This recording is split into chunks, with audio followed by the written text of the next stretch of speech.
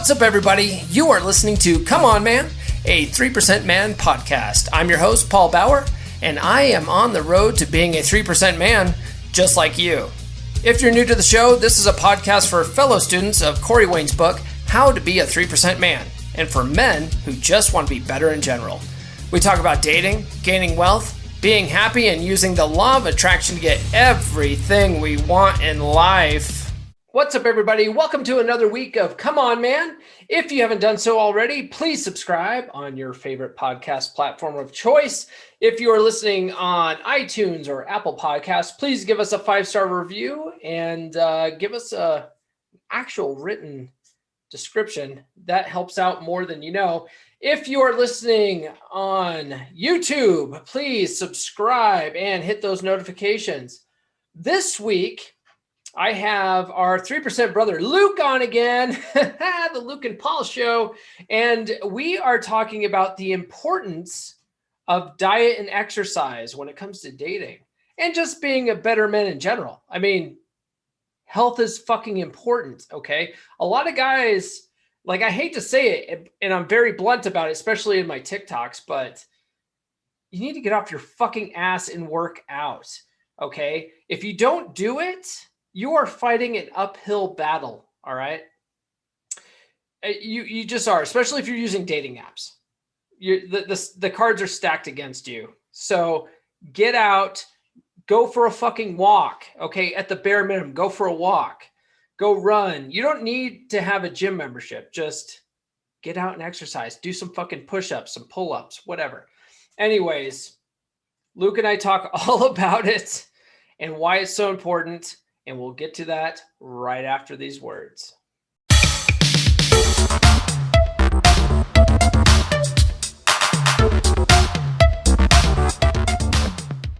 The Luke and Paul show back again. What's up, brother?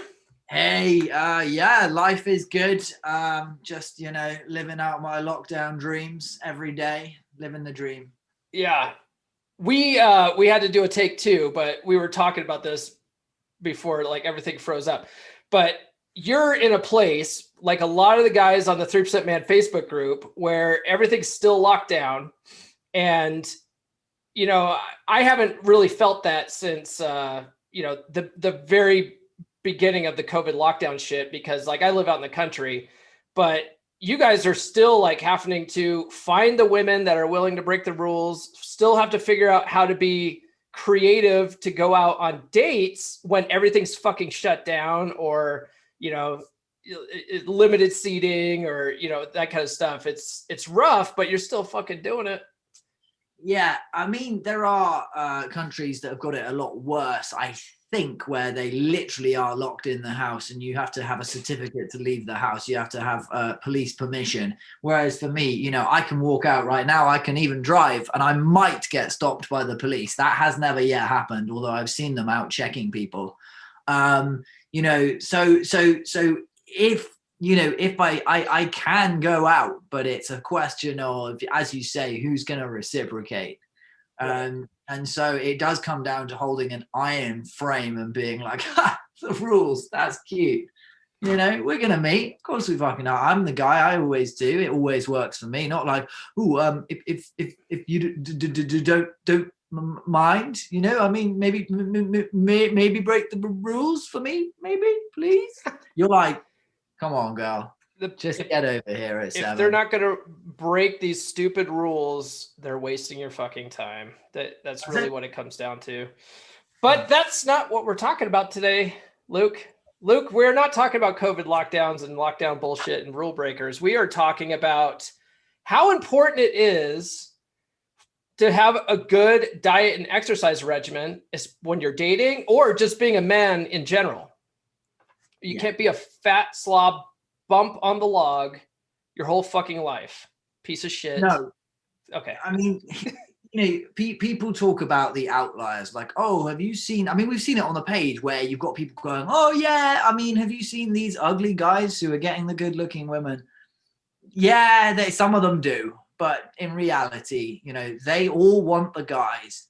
All women want the guys who are in shape and who've got, got really good physique, good charisma, good job, good status. You know, they all want the top percentage of guys. And one of the ways you're in that top percentage is being fit and healthy and having a good physique.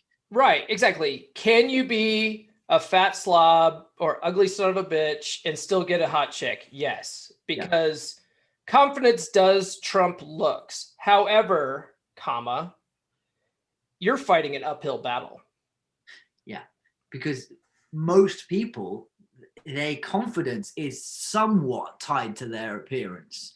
If you think, now this is something that Benny says quite a lot. If you think, hold on, Benny Lichtenwaldner, dating coach extraordinaire. Yeah, go ahead. My amazing coach who has changed my life. Love you, Benny, always. He says that you need to be congruent with what you think badass does. Now, if you think being fat and eating Big Macs every day makes you the shit, and you do, you're like, yeah, I'm fucking cool because I eat Big Macs and I'm fat. But most people don't think that way. Mm-hmm. Most people, they don't feel confident. They don't feel entitled to go after what they want if they don't, you know, if they are not what a high value man is. And for most people, a badass and a high value man is someone who's in shape. So for me, having this appearance here that I've got now means I can walk up to that 10 and feel like she is privileged to be getting my presence. Whereas if I was a fat slob with clothes that didn't fit and style, and I was out of shape and I was unfit and unhealthy, probably wouldn't be able to last long in the bedroom either. Would I walk up to that 10 and go, hey, how's it going? No.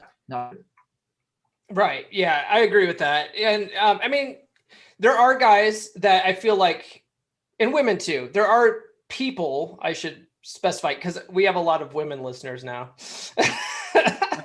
Hey ladies, how's it going? Well, they're not our primary audience, but we do have a lot of women listeners. There are a lot of people in general that can hold a little bit of weight better than others. Like it, for some reason, they wear it better. Like I'm not one of those people. And to just tell a little bit of my story, when I was married, I gained a shitload of weight because a lot of people, when they get into a relationship, whether it's marriage or just a long-term relationship, they get too comfortable. They think they don't have to try anymore. And I was that guy, you know, and I put on gobs of weight. And by the time that I got divorced, and I'm sure this contributed to the divorce, I weighed 230 pounds. I'm only like 5'9.5", you know? And I add the half on there just to make myself feel better.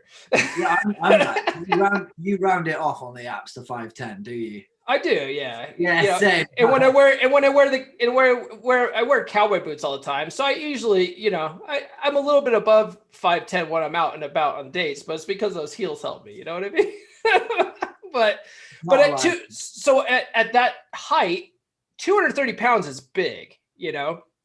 And when I got divorced, I spent 11 months floundering on the dating circuit. Obviously, too, I mean, part of that was I had zero confidence. I hadn't dated in like 15 years. I had no idea what the fuck I was doing anymore.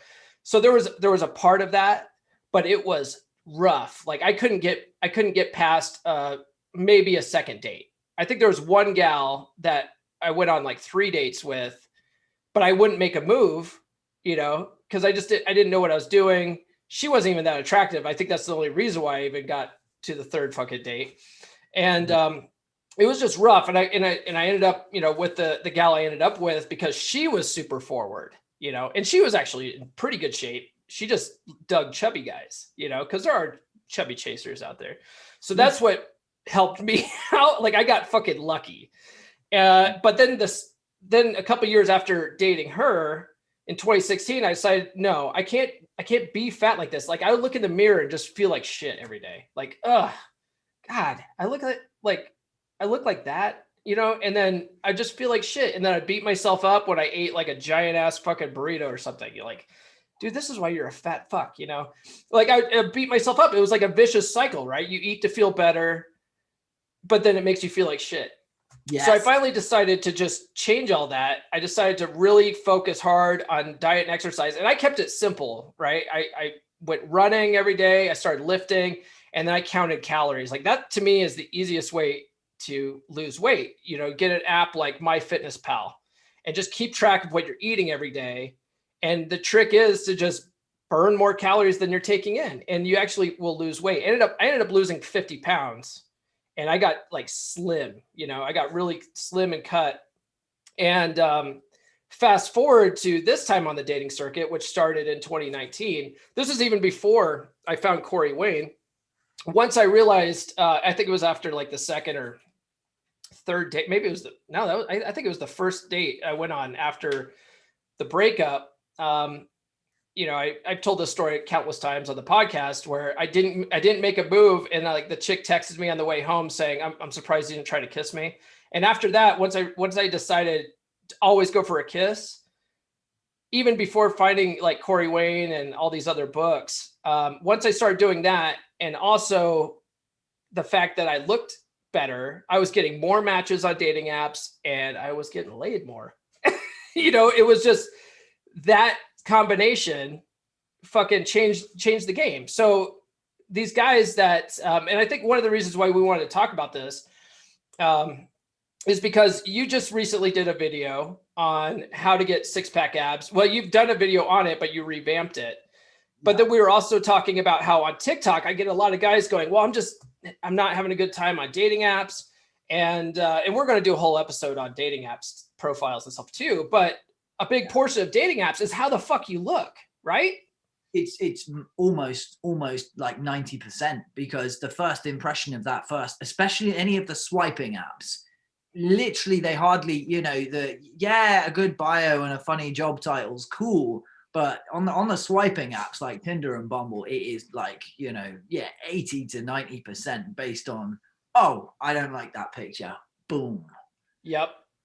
You have to have good pictures. And a part of having good pictures is looking good, which comes back to dating. It goes back to exercise and diet. So let's talk a little bit about your video that you did on abs.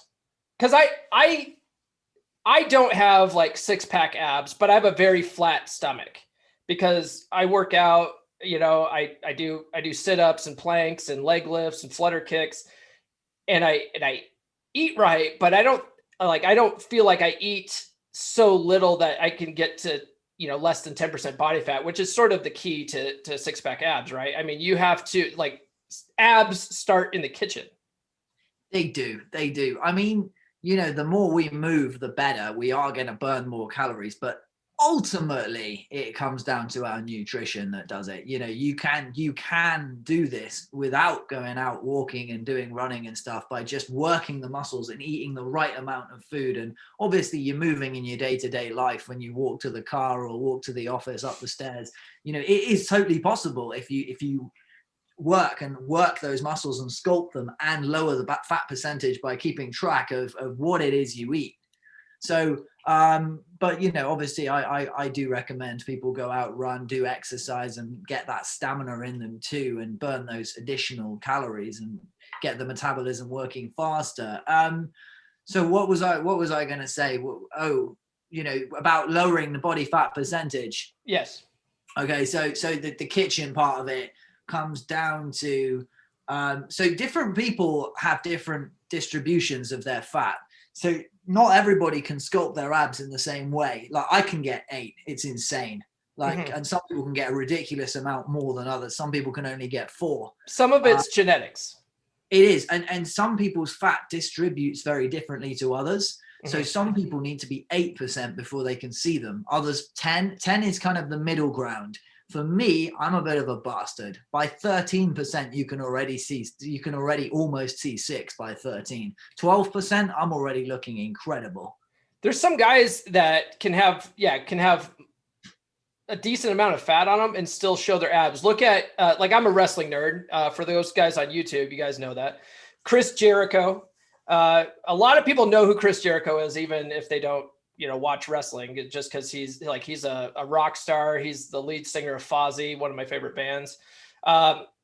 If you look at him now on AEW Dynamite on Wednesday nights, like he's put on some fucking weight since he was in WWE last, but he's got abs. Like he's got his fat goes out sideways. Yeah. He's got sculpted abs. It's crazy. That's it. So if you do the workouts in my video, successfully, regularly do them, and I'll post a link to your video in the show notes. So go ahead.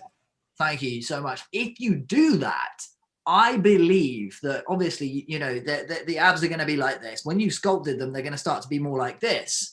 That is going to cut through some of the fat. That is going to push through a little bit.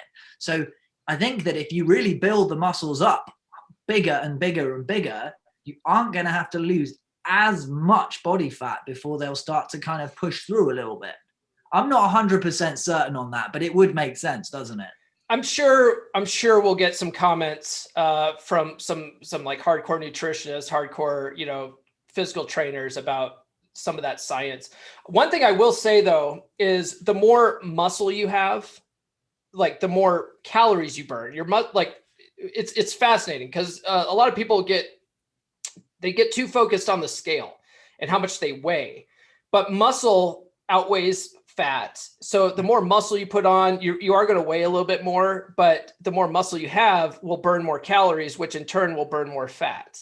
Yes, and you can get scales that will show you all of that. They'll show you what percentage of it. They take the sweat from your feet and I'm not even quite sure how it does it, but it will be able to tell you what your muscle mass is, what the fat percentage is, and what your weight is. And some of them will even do bone mass as well.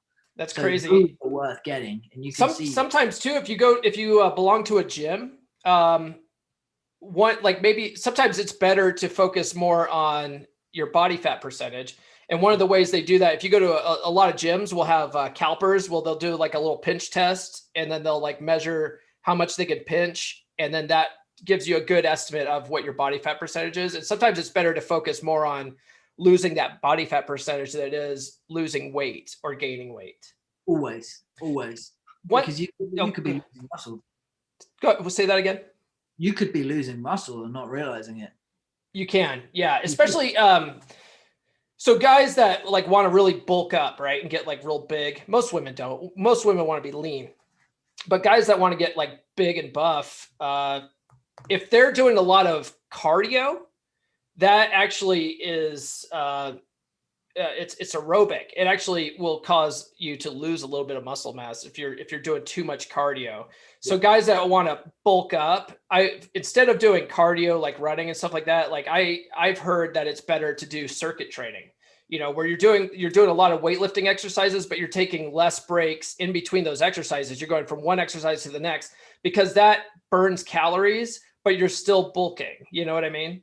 Yeah, so that's like HIIT and Tabata and stuff like that. That's one of my favorite things to do. I love doing that stuff. Absolutely. Yeah, and HIIT is HIIT, high intensity training. Yeah, high intensity interval training. Yeah. Oh, HIIT, high intensity. That is one of the best things you can do. But so the question of how we lower it with our nutrition. Yeah. Well, this is it. So this is the big question, and it all goes down to not eating food that is, heavily processed. So I talk about it in the video, food that's been, so refined sugar, our body does not like refined sugar. Really. Yeah, sugar's the enemy. Sugar is the number one enemy. And simple carbs like, things like bread and stuff. Mm-hmm. Potatoes, like regular, like russet potatoes breaks down in your body like sugar. And it just gets stored as fat, especially if you're not out like running like a half marathon, a week. And it really sits on your body. So things like bread, things like potatoes, things like sugar, it goes straight into the reserves and it sits there. The body can't break it down properly. It doesn't digest it well. So a lot of the grains that are in breads these days, it's a grain that, if I remember rightly, it was introduced, in kind of the farming revolution. I could be wrong about this, but basically, if we go back to our hunter-gatherer days, they didn't eat that stuff. They didn't have those grains. They didn't exist back then. Do you know what I'm saying? They didn't eat that. Back in the hunter-gatherer days, we ate meat, we ate fish, we ate vegetables and fruit and, nuts, seeds. foods in its very most basic state that it was very easy to break down. Now, in terms of getting grains into our system, again, in bread, you've probably got baking soda, you've got yeast, again, which can fatten men up if they have too much of it. And can lower your testosterone levels. We don't want too much of that stuff in us. And there's often sugar put into bread as well. Mm-hmm. So it's just like a triple whammy.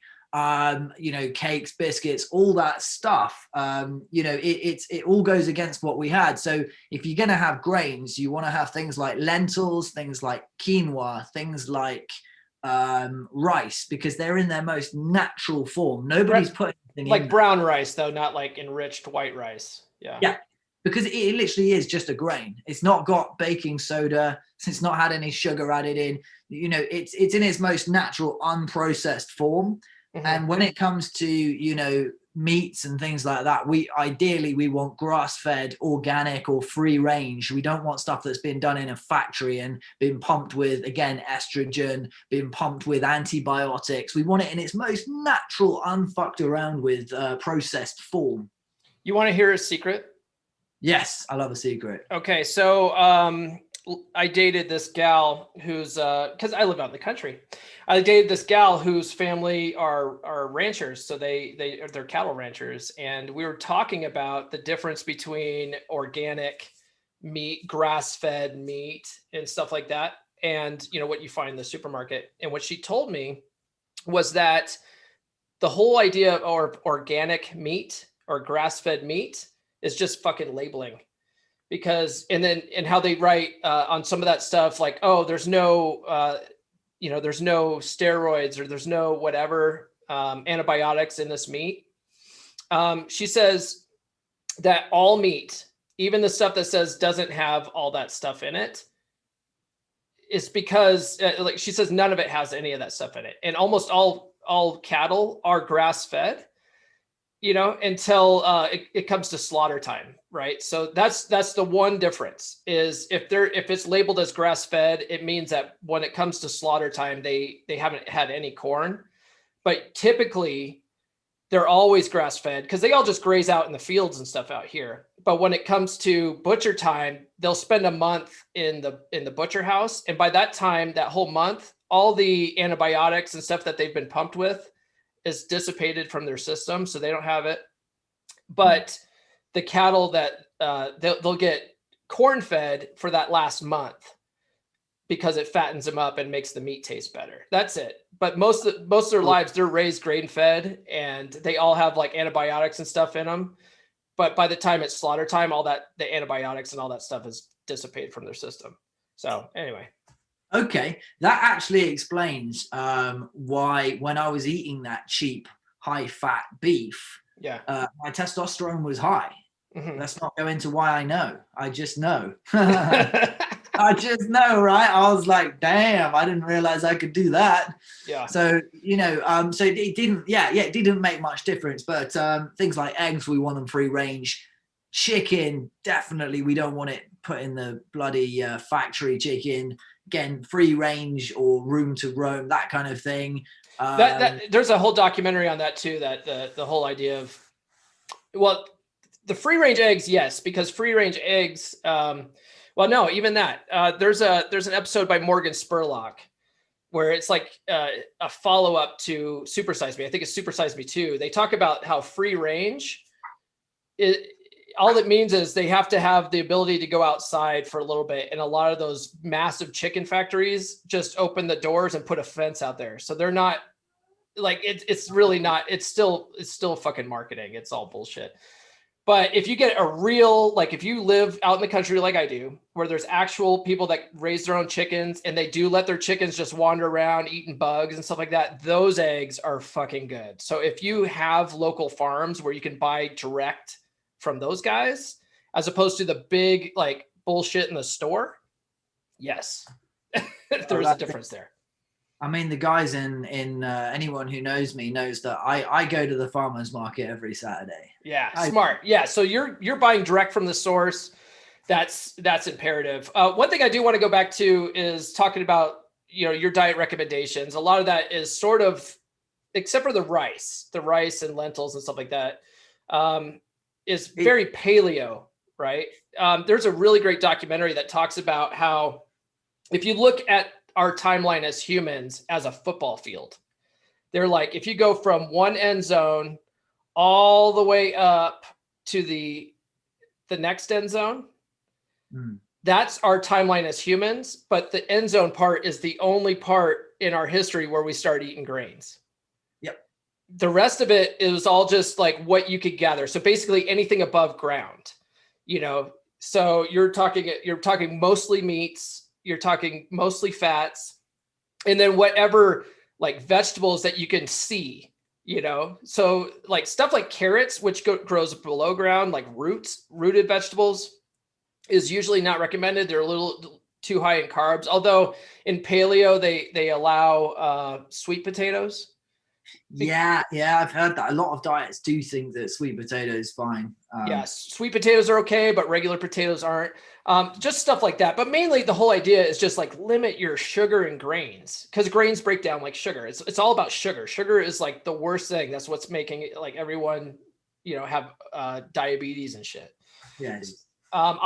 So one thing I will say this: all diets work. They all work as long as you stick to it. And that's the big problem, is a lot of people can't fucking stick to a diet. Like, you really need to find a diet that works for you, that you can live with, and make it a true lifestyle change. A lot of people say that for New Year's. Oh, it's not a diet, it's a lifestyle change. For a month, you fucking pussy. Like, you have to find something that works for you.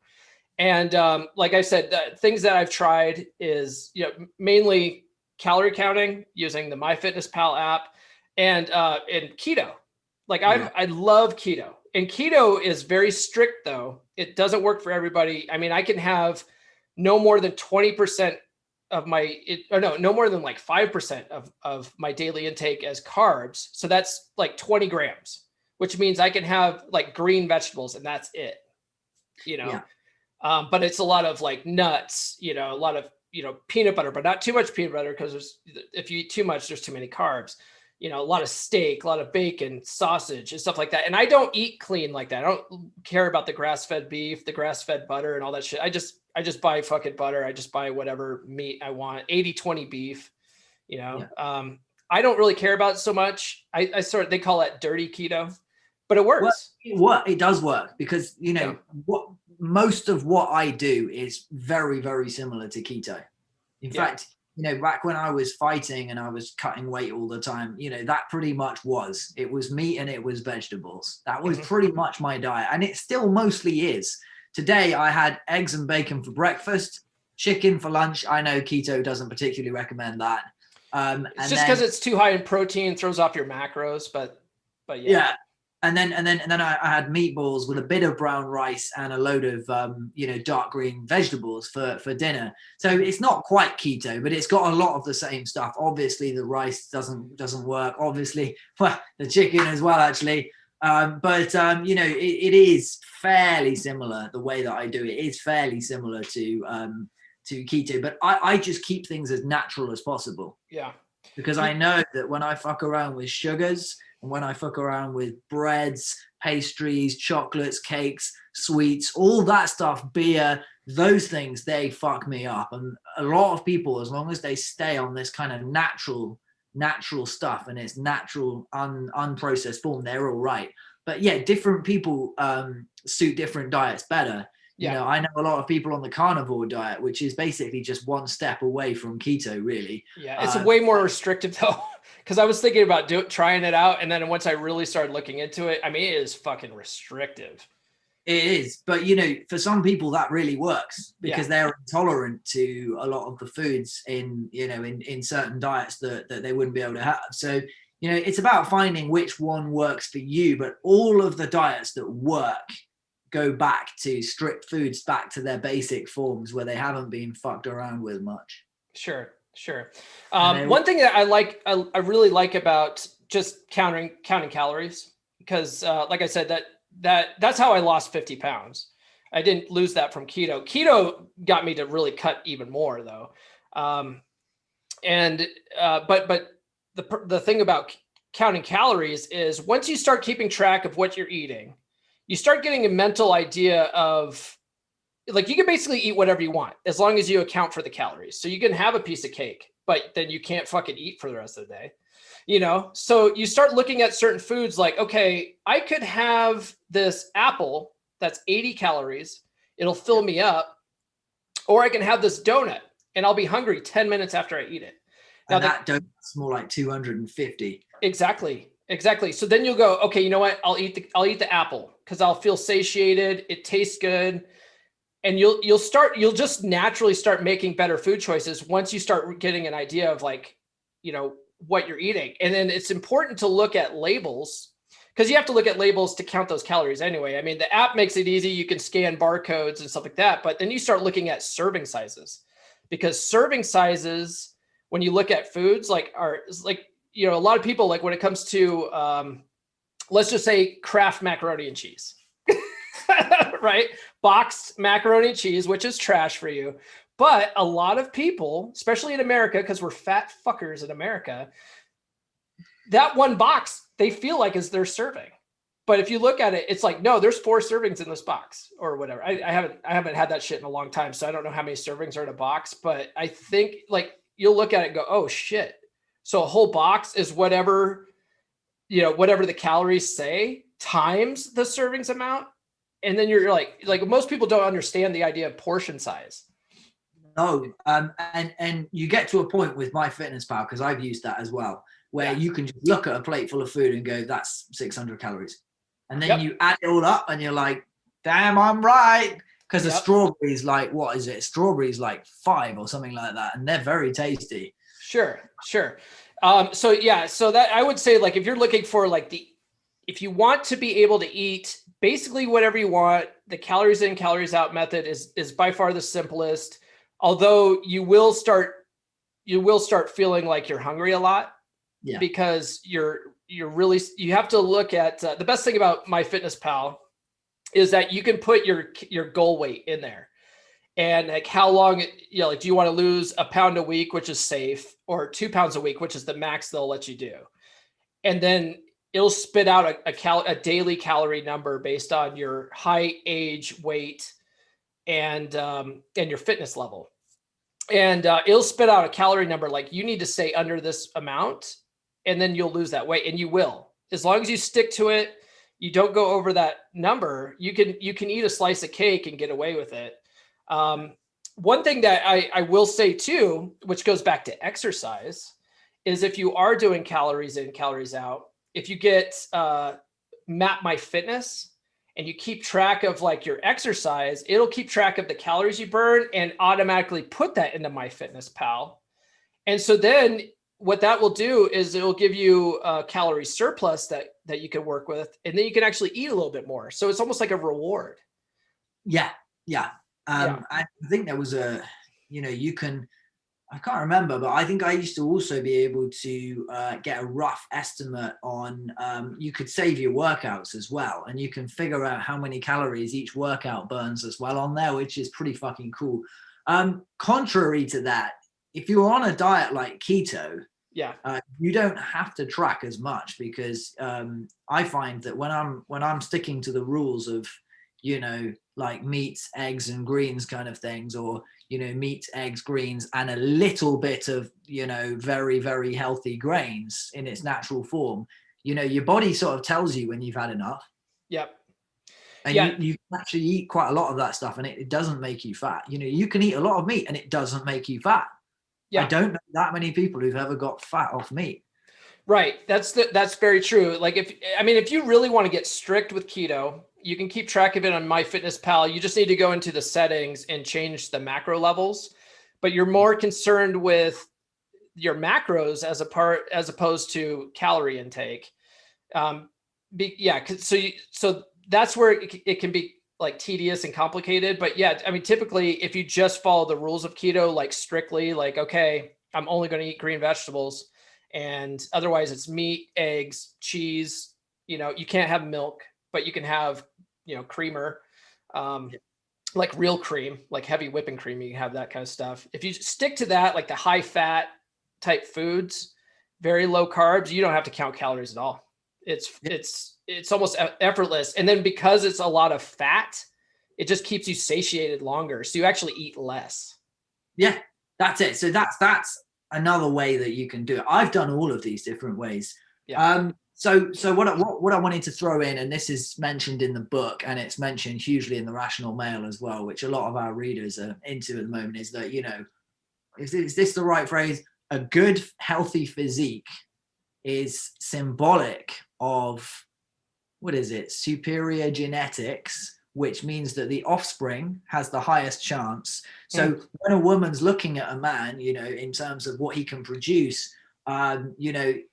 good looking for men and women, being in good, healthy bodies, fit, healthy bodies, is symbolic of, going to be a great, strong offspring. And we don't even know we're thinking this. This is on an unconscious, deep-rooted level. There's a reason why we want the best-looking woman that for a man, it's that our sort of status, charisma, and looks can get us. And for a woman, it's going to be largely, well, whatever she can bring to the table too. But, Well, no, there's a lady that commented on one of my TikTok videos, because I do videos periodically where I'm running and stuff, right? And one of the things this chick said in that video, or in those comments, was that a man that exercises and stuff like that shows discipline, and discipline shows that you could, like, it shows in all areas of your life. If you're well disciplined, you're going to be a good provider. You're going to work hard. You're going to be successful in your career. So a guy that like dedicates himself, works out, doesn't wait to be motivated, does it because he knows he has to fucking do it, it's sexy to women, because it shows that how fucking driven he is. It's true. And also there's another part of that as well. It shows consistency and commitment over time. Yeah. That's someone, because you have to keep turning up for months and months and months. People look at me and think, oh, you're naturally like that. If people go back to the old 2016, you'll see I deliberately, well, not quite deliberately, I got fat and then said, hey, look, I'm fat. And then I said, and now watch how I undo this. And then I filmed the process of me reversing it.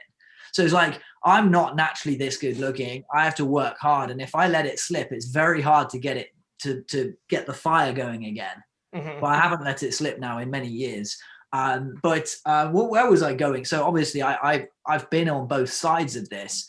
Where was I going with this? Oh, the other thing as well is you can protect. Yeah. You can protect her.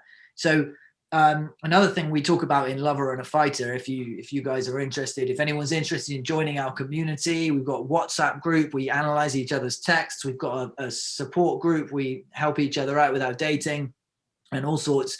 Anyway, one of the big things that he talks about is you don't have to be a big fucking jacked up Hulk. I mean, look at me. I'm quite a slender guy, but I've got insane muscle definition, and, it drives the girls, crazy. I know it sounds cocky, but they could wash a shirt on your stomach, dude. That's it. So, what was I going to say? So they don't necessarily, you don't have to be huge and big. I know some guys, that's their calling card. Some guys can't get the abs, but they can lift like fuck knows how much. They can probably lift my body weight in one hand. Great, cool. But you can't be too fat. You mustn't be fat. But at the same time, you mustn't be too skinny either. Because if you're too skinny, you can't protect yourself. You can't stand up for her.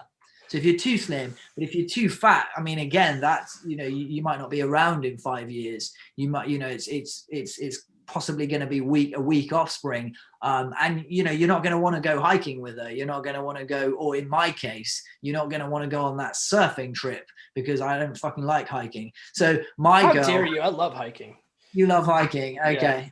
Yeah. Do you know what I'm saying? So it's like, you're not going to be able to go on adventures with her, and she'll just be bored, and you're not going to help her grow. One thing too, I was just thinking of that I definitely wanted to talk about in this is, especially guys my age, right? Like I'm in my 40s. I'm going to turn 42 this year. The answer to, whoa, now, easy now, you're taking your shirt off. Put those guns away. You're going to scare the liberals, buddy. No, so no, so especially at my age, it's so important, because when you're dating, when you're at my age in your 40s, there's a lot of divorcees out there. Hmm. And if you can just be in better shape than the next guy, you've already got a fucking leg up. You've already got a leg up. Because there's so many guys. If you go onto the dating app and just sort of like reverse it and start looking at other dudes' profiles and see what your competition looks like. Oh shit, match. Oops. In my area, like I'm just like, dude, I got no competition out here because I stay in shape. I fucking like right now, my workout regimen is I work out 5 days a week. I run 5.5 miles 5 days a week. And I'm doing calisthenics. I stopped doing like heavy lifting. I like to switch things up every once in a while. So I'm doing a lot of like push-ups, pull-ups, sit-ups, stuff like that. But I run 5.5 miles a day. And no one else in my area, none of the other guys in my area are fucking doing that. No. So if you look at from like just strictly dating, back on the dating circuit, you're maybe dating apps, you really want to work out because it gives you a leg up because you just have to look better than the next fucking guy. Yeah. And the truth is as well, is that a lot of guys over 40, they think that because they're over 40 that they're out of the game. They think it's game over. They think, because I'm over 40, well, I can't dress like a pimp like Luke Aylward does. I can't get jacked and ripped like Luke Aylward. So, I'm blowing my own trumpet now. But this is why a lot of women, even women in their late 30s, early 40s, are going for guys my age. They want the 30-year-old man because the 30-year-old man has got his career in check. Yeah, he's very still confident. in shape. Yeah, and he's in tremendous shape, and he still feels entitled to live fearlessly and be bold and to keep himself in shape and, dress flash and go out and do what he wants. Right. Everybody wants the guys in their 30s because a lot of guys, they hit 40 and they go, oh no, I can't do that now. Now I have to wear a buttoned up shirt and go to church on Sunday. And now I have to just focus on being a good dad and being a good citizen. And they become boring, which is why you get all the girls. Yeah. Yeah. No, you bring up a good point. There's women in their like 40s, even 50s that are in still good shape. Like they're still in good shape, but they won't date guys their age because most guys their fucking age have given up. They're just like, well, this is what you do when you're 40. You just turn to a fat fucking slob, and you just watch football and just eat fucking potato chips all day. They've given it up. Right. But it goes back to guys too. Like for me, I don't like looking at women in their 40s because a lot of them have hit the wall for the same reason. They got fucking lazy. They're just like, oh, I don't have to try anymore. I'm in my 40s and they should just love me for who I am. Nobody's loving you for who you fucking are at face value when you're first meeting them. No one's loving you for your fucking personality, especially on a dating app. They are looking at what you look like first. Yeah. And then like, sometimes they're looking at what your profile says, and then if you're on an app like Match, they're digging way too far into your profile and just like really analyzing that shit. That's why I love like, Tinder and Bumble and Hinge, because there's not a lot of stuff in your profile for them to judge on. It's all based on looks and like a couple of like small things. And then you get to know each other in person and then they can fall in love with your personality. But that's interesting. But I prefer it the other way around. I prefer it if I can write more about my character because I've got a crazy character. Yeah, you are pretty crazy. Yeah, I have got the looks too, though. So right about all them geese and grannies and shit. Geese granny. Yeah, I mean, me and Granny have been snorting cocaine off Donald Trump's bare chest with the geese filming it. That's what I do every weekend, girl. Yeah. Now, who wants to date me? Come on. All you this. Sorry. But no, I mean, just getting back to diet and exercise, right? It all comes down to competition. Yeah. And if you can, in dating, I don't care what anybody says, it's a competitive fucking market and you have to be better than the fucking next guy. Yeah. And if you don't want to put that work in, you're going to have a hard fucking time on the dating circuit. And then you're going to come to people like me. You're going to come to people like Luke. And then you're going to bitch about it. Oh, the dating apps suck. Oh, I have a hard time. Women are bitches. No, they're not. You're not putting in the fucking work.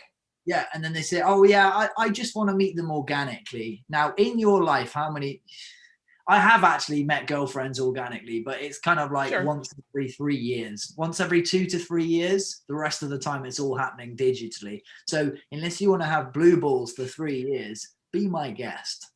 But yeah, if you can't do it online, there's probably a reason for it. And you know, it's going to be harder in person, because even if you are good looking and attractive, you know, meeting people in person is 10 times harder nowadays to meet them online.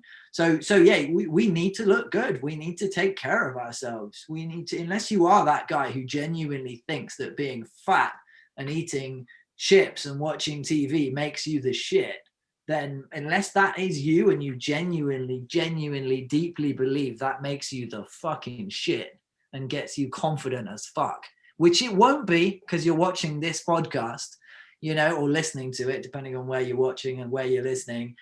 You know, you got to look good. You know, it is a good physique is symbolic of a superior DNA. You know, are you going to want to go off with a girl who's out of shape? You know, think about her in 10 years. You're not going to commit to her, are you? You're not. Right. Well, I mean, there are men, there are women. I get a lot of, you know, people in on TikTok, especially, they get mad when you generalize, right? There are women that even though hypergamy is real, they you know, they'll mentally, you know, have the willpower to not act on those urges. You know, they'll stay with their man even though he's a fat fucker.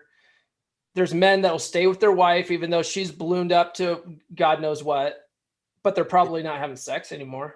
They're probably just fucking roommates, you know? Yeah, I mean, when it comes to women, I don't like them to be muscular like me. I like them to be feminine, and often having a little bit more on them, being a little bit curvy. I don't mind that, to be honest. I don't mind it either. I don't mind it either. Very feminine. You know, people are like, oh yeah, but girls are like, yeah, but I don't have the muscles and the abs that you've got. And I'm like, I don't want that. That would be like having sex with a man. Yeah, I wouldn't want a woman with a six pack. No, I wouldn't. I do like, I like I don't like them too heavy. And some women, like I said, they can wear their weight better than other women. Yeah. So I've had women that, you know, like for instance, right now I'm dating high school teacher chick. Yeah. Right. She's got a little bit of extra pounds on her, but she is like, I mean, she doesn't have like a belly, you know, like she's got perfect curves. She wears it well. It's very smooth. It turns me on. Like I like, you know, I like a little bit of padding there, you know, and I've dated women that are just scrawny as hell. That chick that was the cattle rancher's daughter, she was thin as hell, super thin. And like that boniness doesn't give you any padding. You know what I mean? Like it's cool. It's cool at face value, but you know, when it comes down to brass tacks, you need a little bit of padding there. You know what I mean? Yeah, it can be a bit of a hard situation to get through. You know what I'm saying? So let's. So we talked quite a bit about diet. Let's talk about exercise a little bit. So in your video that we're going to post in the show notes, you show a lot of ab exercises. We've talked about like we both like to run. Like what other kind of exercises do you like to do, Luke? I like to do basic upper body and basic lower body kind of stuff that activates the upper body and stuff that activates the lower body. I mean, my favorite stuff is things like pull-ups and tricep dips. But recently, due to a couple of injuries, nowadays, I do quite a lot of push-ups. I mean, not that many of them, but I like to do really slow, controlled push-ups because, you know, that gets the shoulders, gets the triceps, gets the chest. You know, I like to do things that activate those. And I like to do, circuits and HIIT training is a big one for me. So I did a video months and months ago. I would say like last year, 2020 in the summer for the 3% Man Facebook group. And I ended up putting it up on the YouTube channel. So you guys can look at it. I'll post a link in the show notes for that. But it was there's only 4 exercises that you really need. And this goes back to an article I read once, which I linked to in the show notes of that video. But it also goes back to when I was in the military. You know, there's really only 4 exercises you need to give yourself a full body workout to be trim and look decent, I would say. And that's push-ups, because that works your triceps, your chest, and your shoulders. Pull-ups or chin-ups, because that works your biceps and your back and your lats, right? Sit-ups or leg lifts or whatever, because that works your abs. And then running, because that works your legs and it gives you cardio. That's it. Like if you just want to get down to like a bare minimum, be in shape, you don't want to be a hulking fucking, mass of man meat. You just want to like be trim and look good like Luke. That's all you need. You don't need a fucking full gym. You just might need like a door jam pull-up bar is the only equipment you need for that. Yeah. And that's what like the fucking fighting forces in the military, the U.S. Marines, you could potentially do some squats with just like without any weights, without carrying any weights, or with a bag full of books or something like that. If you really lunges. want to those, something like that, if you want to. But just to get in good shape, you don't have to do that. You don't have to have a lot of stuff. You don't have to have a major gym membership. Now, it's fun. Like I like having a gym membership. I have a home gym. So like in the summertime, like during the work week, and I worked at home for years. I like to go to the gym, and you don't have to do your whole workout in one sitting. Because if I go to the gym, I'll do that. Like I'll work out for like 30 minutes, just serious lifting weights for 30 minutes or so. Some guys work out for 4 hours a day. That's just like, you don't need to fucking do that. I'll work at for when it comes to weight training, I'll work out for a good 30 minutes. And you don't have to do that in one sitting. So like I work out at home. So I'll do like, let's say some people recommend like 3 sets of 10 reps, right? If you're trying to pack on muscle. I like doing 5x5s. So 5 sets of 5 reps at real heavy weight. That's max strength. Yeah. So I like doing that kind of stuff. So if I'm doing 3 sets of 10, instead of doing, like a bunch of workouts for like 30 minutes, I'll go to the gym. I'll do 1 set of 10 reps, one of, each exercise that I do in my circuit. And then I'll go back to work for like 30 minutes to an hour. And then I'll go back and do another set, and I'll do that throughout the day. Cause you could do it like that, and it's the same fucking impact. It's the same results. Yeah. And so the one of the most important bits is to take away here that if you just want to get in shape, you don't have to be in the gym for hours. No. You don't have to do that. When I a lot of people think that I've never bulked. I've bulked. I bulked in 2018, and I was in that gym for it took me about 2 hours. If you add into the fact that I'd have to sometimes queue for a piece of equipment, I'd have to wait while someone else was, doing fucking squat rack, whatever, bench, chest press for half an hour or something, and then talking on the phone in between their breaks, all that shit. So for 2 hours, and I actually lost some of my abs as well, because you have to get a bit more fat on you when you do it. You've got like this bolt cut thing. Yeah. And you've got to juggle your micros and your macros and your fucking calories, and you're in the gym for like 2 hours, 3 times a week. My whole life was in the gym for one, and that was when I was in my 2-year dry spell. Right. But and that also goes back to the kitchen as well. If you're bulking, you need to be taking in a lot of calories. Yeah. Right. If you're cutting, you want to reduce your calories. And a lot of that comes back to nutrition. It's not just one thing I should actually mention too, and I can't believe we're like, coming up like later in the podcast, we're finally mentioning this, but you cannot target fat loss. You can't target fat loss. A lot of women you'll see go to the gym and they're working on squats, they're working on like leg lifts, because a lot of women put on fat in their ass and their thighs, right? And I mean, they put it around their belly too, so it's like abs, like all lower stuff that they're worried about. They don't want to lose any of this up top, you know what I mean? But they're working on their abs, their butts, their thighs, and that's what women do, because they're trying to target that fat loss. You cannot target your fat loss. Your body will add fat and lose fat all over your body. And a lot of it will start in the face. Right. Yep. Yeah, and usually usually your stomach fat, your belly fat, your love handles and stuff like that, that is the last part that you lose weight. Like for some reason, your body just holds on to that fat, that visceral fucking stomach fat, and you can't target that. No, that is actually often there for the emergency reserves. So if you get rid of that very last little bit, then the body doesn't feel safe.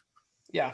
So putting it in a point where, you know, it doesn't have that, you know, famine reserves or that drought reserves or that whatever it is, you know, it feels the body's keeping that there for safety purposes. So it's very hard to get rid of that very last little bit. And to be honest, if you know, if you've sculpted your abs really well, that last little bit doesn't really matter. Yeah. You know, and I will say too, like, so if you look at some of these fitness products where they're like, you know, oh, you know, do this type of exercise so you can burn that fucking, like, you know, love handle fat, or, you know, the Thigh Master back in the fucking 80s and 90s, you know, oh, it was targeted for women so that they could work out on their thighs and lose that thigh fat. It doesn't work that way. You have to have a good diet that and workout routine, cardio or HIIT training or circuit training that will burn those calories, that will burn your all over body fat. That's it. Yeah. So yeah, people saying, oh yeah, I just want to lose a little bit on my stomach. It's like, nah, bro, it doesn't work that way. It doesn't work that way. And this also goes into another point as well. And that is that the lifestyle, being in shape is a lifestyle. Yep. So I've seen people who would say to me, you know, they were into the whole, you know, kind of rock star kind of lifestyle, but not the positive one like I'm living. Like, you know, the whole, you know, party hard and take drugs and hang out with fucking losers. So you have wild parties, make noise, get high, all that shit. And that lifestyle is all about, you know, drink, drugs and shit food. And it's the loser lifestyle. When you do this, you're going to have to cut out like half of your friends, because a lot of your friends are going to influence you to do stuff. It's like if you're a smoker and you give up smoking, chances are that a lot of your friends are going to continue smoking around you. You're going to have to hang around with people who live that lifestyle, because we all bounce and feed off each other. Do you know what I'm saying? Oh,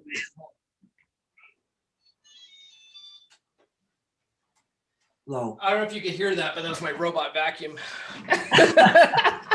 Well, I hope the robot's okay. And so being in shape is a way of life.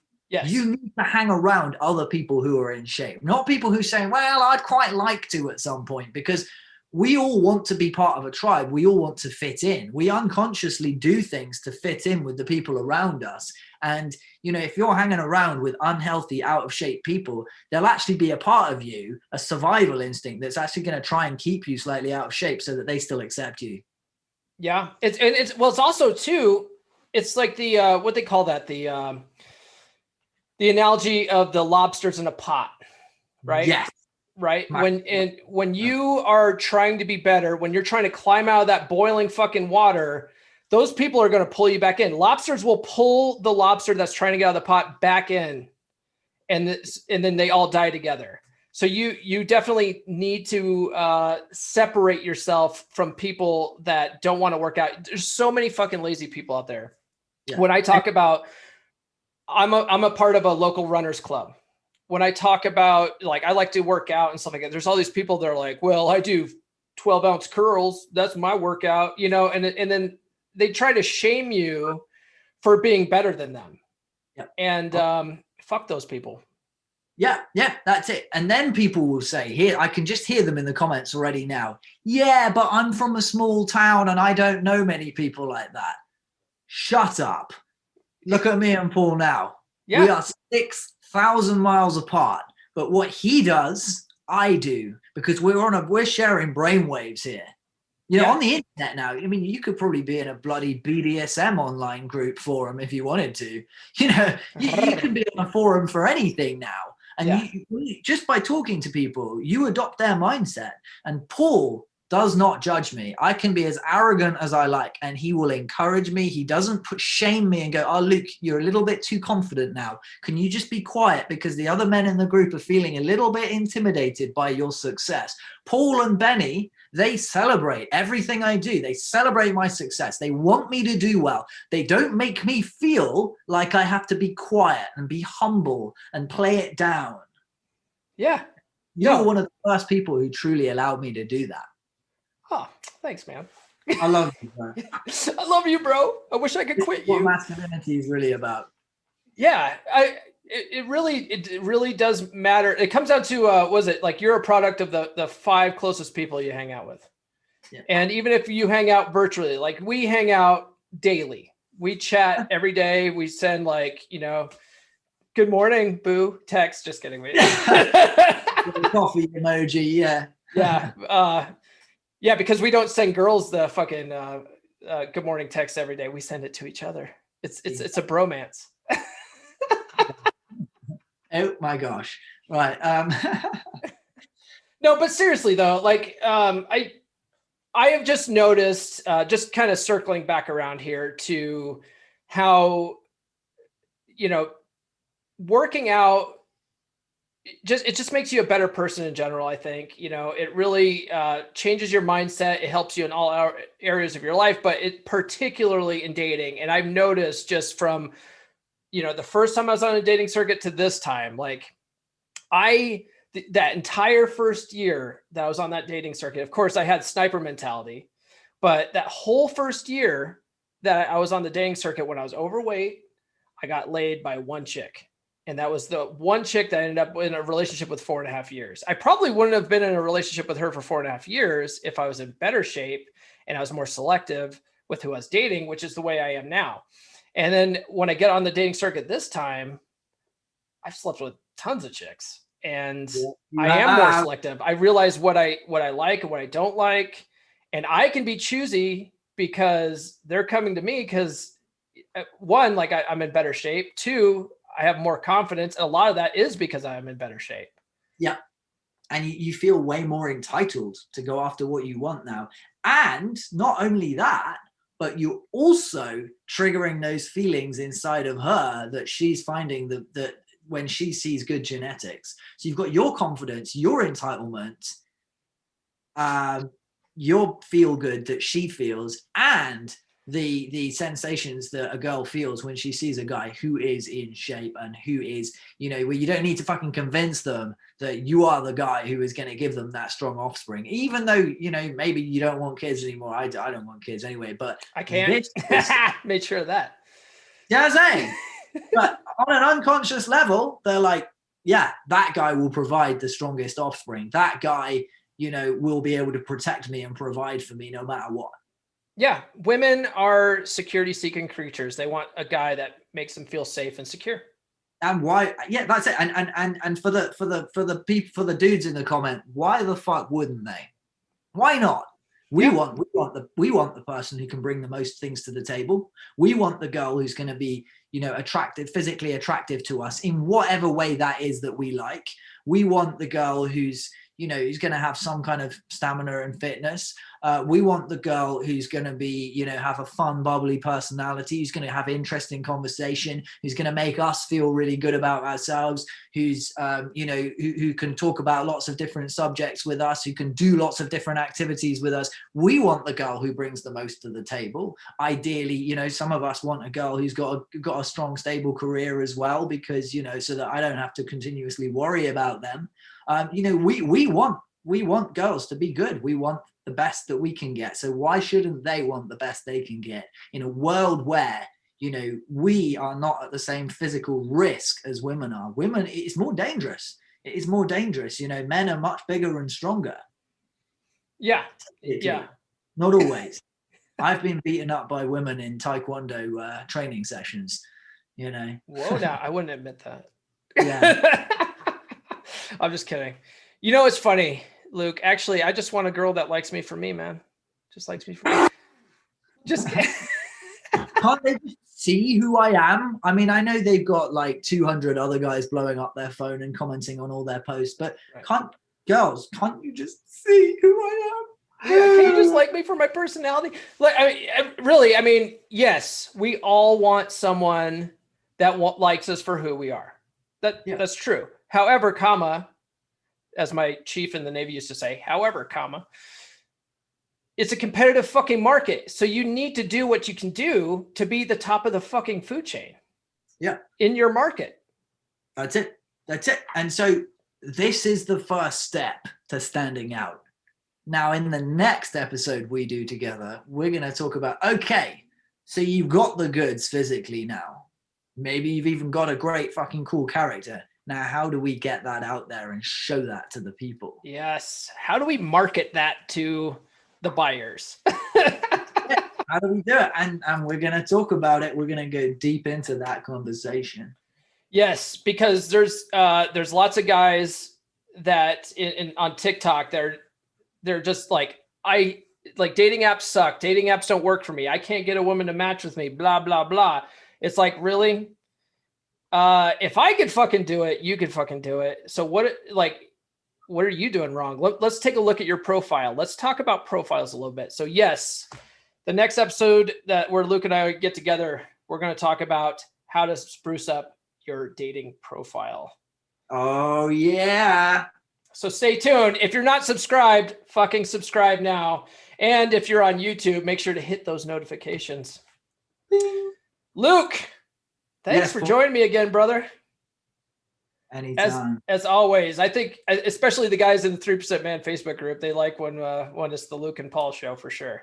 Sometimes I'm just added in for shits and gigs. There are times where it's a subject that I know nothing about, but I'm just here because. Well, the last episode with Benny, but you, me, and Benny, Benny did a lot of the talking. I did a lot of the talking, and you were just sort of like, yeah, I agree with all that. I sat back and let you guys do 70 to 80%, and I focused on my body language. Oh, you mysterious son of a bitch. Yeah. It was good because I was able to validate what Benny said. You know, Benny would say something, oh, this is something I teach. And then I was like, and it fucking works. Do you know what I mean? I was like, and I did that the other day and it worked. Yeah. Yeah. And if you guys are listening now, go back and listen to that episode. It was all about texting and the differences between Benny Lichtenwaldner's method and Corey Wayne's method on texting and like what works and what doesn't work. We also talk about some other things too, like Dr. Robert Glover's method on texting and stuff like that. And sort of, you need to figure out what works for you. So go back and listen to that. All right, Luke, I'm going to let you have your evening back because it's late as fuck there in England. We'll chat with you later, brother. Cool. See you soon. All right. Luke, again, thanks for joining me, brother. I love having you on. You know that. We all love the Luke and Paul show. All right, guys, I hope that you found some value in that. I hope you found some inspiration. I don't want to say motivation because motivation is fleeting. You need to really, if you want to get into diet and exercise, people, it's very cliche. They say it's a lifestyle change, but you really need to make it a fucking lifestyle change, okay? It's more about discipline than it is motivation. Right? You need to do it, whether you want to do it or not, whether you feel good or not. You need to know you have to get off your fucking ass and go work out, and you need to count calories or, whatever. I'm doing keto, so I don't have to count calories, but you have to stick to it. All diets work if you work it. Just fucking do it. You will thank yourself in the long run. You will have a much better experience on the dating circuit if that's what your goal is. But overall, you'll just be a healthier person. All right, guys. We'll catch you next week. Thank you for listening to Come On, Man. If you're new to the podcast, I highly recommend reading How to Be a 3% Man by Corey Wayne at least 10 to 15 times. I recommend you watch his coaching videos on YouTube, and I recommend that you engage with other 3% men in our 3% Man Facebook group. Links to all of these are in the show notes. If you like this episode, please give us a good rating on your podcast platform of choice and share with all of your bros. Now go out and get it.